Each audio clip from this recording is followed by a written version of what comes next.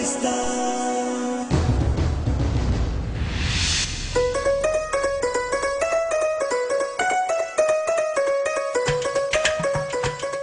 14 اگست کا نام ذہن میں آتے ہی سبز رنگ کا خیال آتا ہے. یہی نہیں، ہر طرف سبز ہلالی پرچم، بیجز، جھنڈیاں اور شرٹیں دکھائی دیتی ہیں.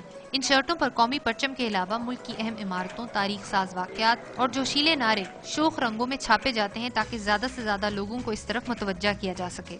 ہر سال لگاتا ہوں میں، ہر 14 اگست کو میں لگاتا ہوں، 1 اگست سے لے کے 15 اگست تک. اس لیے کہ جشن آزادی کی وجہ سے اور کوئی بات نہیں، سب لوگوں کو، بچوں کو بھی پتہ چلے کہ جشن آزادی ہے ہماری، اس لیے.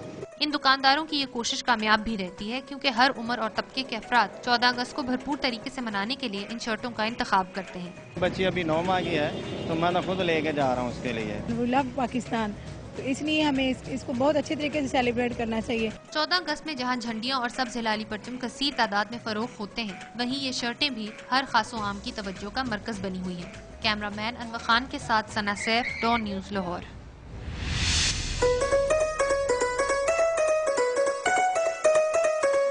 پاکستان